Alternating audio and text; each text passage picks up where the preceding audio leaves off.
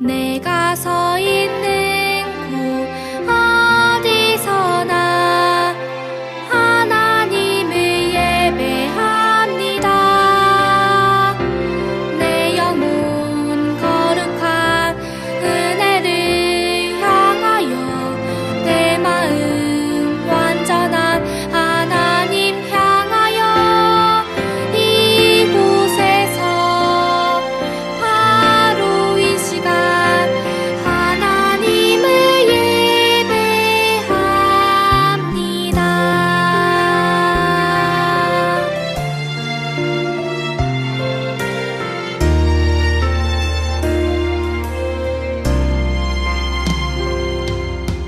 나는 하나님을 예배하는 예배자입니다. 내가 서 있는 곳 어디서나 하나님을 예배합니다. 내 영혼 거룩한 은혜를 향하여 내 마음 완전한 하나님 향하여 이곳에서 바로 이 시간 하나님을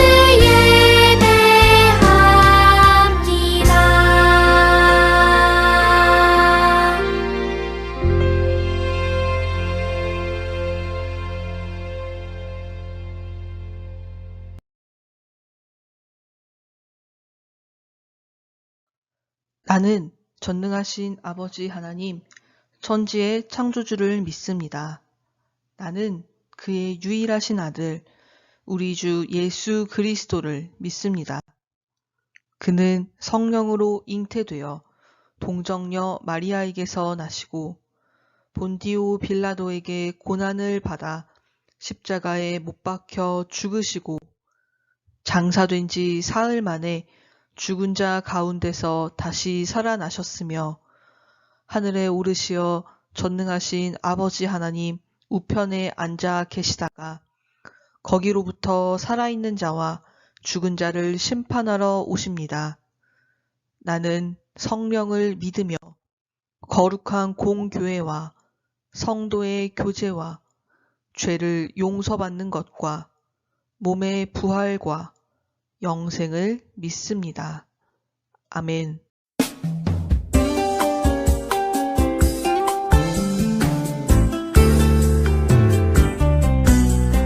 우리에게 베푸신 하나님의 은혜 하나하나 생각하며 감사드립니다.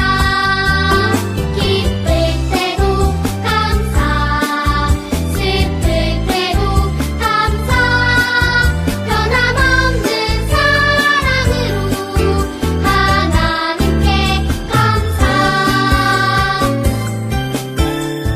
우리에게 베푸신 하나님의 은혜 하나하나 생각하며 감사드립니다. 기쁠 때도 감사, 슬플 때도 감사, 변함없는 사랑으로 하나님께 감사.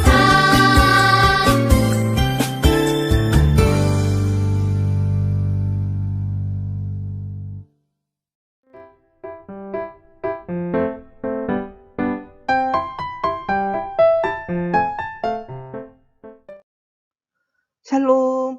안녕하세요, 친구들. 지난 한 주 동안 잘 지냈나요?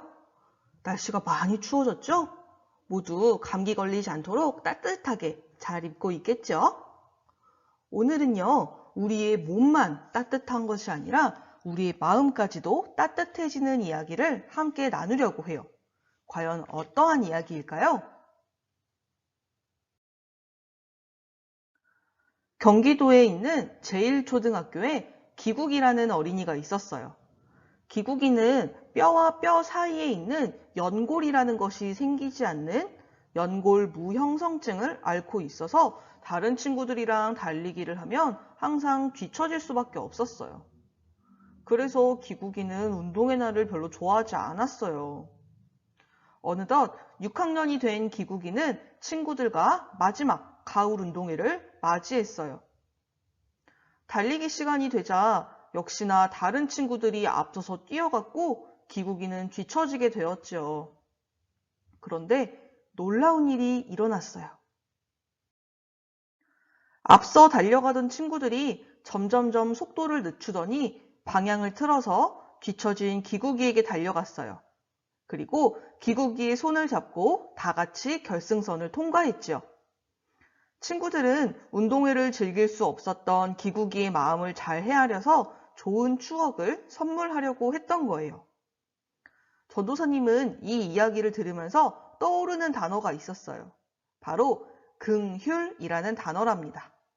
긍휼은 무슨 뜻일까요? 예수님의 모습을 살펴보면서 긍휼이 무슨 뜻인지 알아보겠습니다. 수많은 사람들이 예수님께 모여들었어요. 어른 남자들만 세어봐도 4,000명이나 되었죠.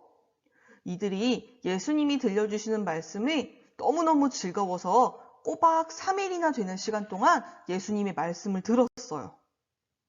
그런데 수많은 사람들이 배가 고파왔어요.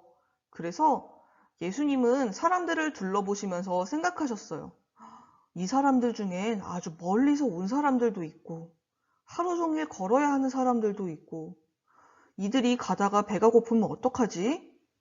또 어떤 사람들은 집에 가더라도 먹을 것이 없는데 이들을 어떻게 하면 좋을까? 하고 생각하셨어요. 그래서 예수님은 제자들을 부르셨어요. 얘들아, 여기 모여있는 사람들이 배고파하는구나. 안타까워서 도저히 안 되겠다. 우리가 사람들에게 무엇이라도 먹여서 보내자꾸나. 그러자 제자들이 대답했어요. 예수님, 배고픈 사람들을 생각하시는 예수님의 마음은 잘 알겠지만 이곳에서 이 많은 사람들을 먹일 음식을 구할 수가 없어요. 저희는 이렇게 많은 사람들을 먹일 음식을 가지고 있지 않습니다. 제자들의 말이 틀린 것은 아니었어요. 이 광야에서 수많은 사람들을 먹이는 것은 불가능했거든요. 하지만 사람들을 불쌍히 여기신 예수님께서 제자들에게 말씀하셨어요. 그래도 이대로 보낼 수는 없지. 떡이 몇 개가 있느냐? 제자들은 예수님에게 떡 7개와 작은 생선 2마리를 가지고 왔어요. 예수님은 떡과 물고기를 들고 감사와 축복 기도를 하셨어요. 그리고 사람들에게 음식을 나누어 주게 하셨죠. 그랬더니 놀라운 일이 일어났어요. 모든 사람들이 예수님께서 나누어 주신 떡과 물고기를 맛있게 먹고도 넉넉하게 남았답니다. 이처럼 예수님은 굶주린 사람들을 모른 채 하지 않으시고 자신의 일처럼 안타까워하며 도와주시는 긍휼한 마음을 가지신 분이셨어요. 그런데 예수님은 어떻게 사람들의 배고픔을 아셨을까요? 예수님은 하나님이시면서 동시에 사람이시기 때문이에요. 이 세상을 창조하시고 만드신 그러한 하나님이시지만 우리와 똑같은 사람의 몸으로 오셨어요. 그래서 예수님은 다른 사람들처럼 때로는 쉬기도 하고 잠도 자야 하고 음식도 드셔야 했죠. 그래서 사람들의 아픔과 고통, 어려움들을 직접 경험하시고 알고 계셨어요. 그래서 사람들에게 필요한 것을 그 누구보다 잘 아시기 때문에 이렇게 어려운 사람들을 가엾게 여기고 사랑하는 마음으로 도우셨지요. 이것을 긍휼이라고 말해요. 긍휼은 다른 사람의 상황을 이해하고 공감하는 거예요. 그래서 다른 사람들의 상황을 눈여겨보고 그 사람의 마음을 헤아리면서 그 사람을 도와주는 것이죠. 단순히 그냥 불쌍하게만 생각하는 것이 아니라 그 사람의 어려움을 나의 어려움으로 여기고 공감하는 마음을 뜻해요.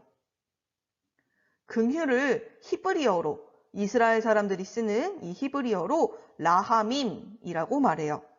라하밈은 부모님이 자녀를 또 형이 동생을 애틋하게 여기는 그러한 마음이에요. 그래서 부모님이 자녀들을 사랑하고 형이 동생을 사랑하는 것처럼 주변 사람들을 대한다라는 것이지요. 이러한 사랑의 모습, 긍휼의 마음을 예수님이 우리들에게 먼저 보여주셨어요. 우리 처음 나누었던 기국이와 친구들의 이야기를 다시 떠올려 볼까요? 운동회가 끝나고 이렇게 멋진 일이 있었다는 것을 알게 된 어느 기자가 기국이와 친구들을 찾아와서 인터뷰를 했어요. 기국이에게 다시 돌아갈 때 어떤 마음이 들었나요? 한 친구가 이렇게 대답했어요. 약간 걱정했어요. 우리가 뒤로 돌아가서 기국이의 손을 잡으면 기국이가 감동을 받을 수도 있겠지만 오히려 자기를 무시했다고 생각하지 않을까 걱정했거든요. 이렇게 기국이의 마음을 세심하게 생각하고 헤아리는 이 친구들이 참 멋있고 따뜻하지요? 이러한 것이 바로 긍휼이랍니다. 그러면 어떻게 하면 우리도 예수님처럼 긍휼한 마음을 가질 수 있을까요? 다른 사람을 긍휼히 여기는 마음은 저절로 생기는 것이 아니에요. 먼저 우리 주변에 있는 사람들을 살펴보아야 해요. 우리 주변에는 몸이 아픈 사람 또는 마음이 아픈 사람, 외롭거나 슬픔에 빠진 사람들이 있어요. 그 사람들을 보면서 아이고 안 됐네 라거나 불쌍해라 하는 생각만으로 그 사람들을 불쌍하게 생각하고 바라봐선 안 돼요. 그들을 사랑하는 마음으로 살피고 도와주어야 하지요. 예수님은 수천 명이나 되는 사람들의 배고픔을 모른 척하지 않으셨고 그들을 사랑하고 살피고 도와주셨어요.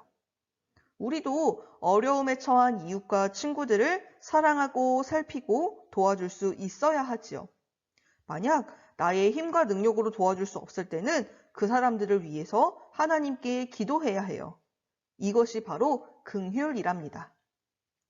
언제나 어디에서나 우리 친구들이 있는 그곳에서 예수님을 닮아 긍휼을 베푸는 멋진 물된 동산 유년부 친구들이 되기를 간절히 소망합니다.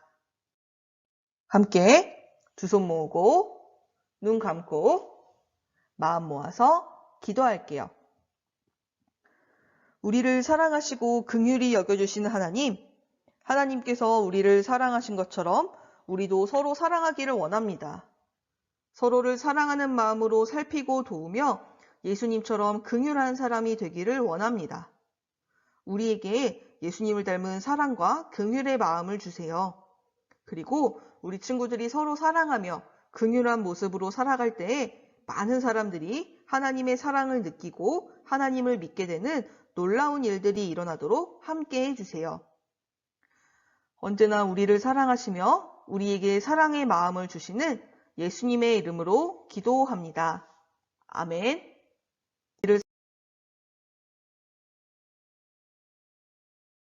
하늘에 계신 우리 아버지, 아버지의 이름을 거룩하게 하시며 아버지의 나라가 오게 하시며 아버지의 뜻이 하늘에서와 같이 땅에서도 이루어지게 하소서.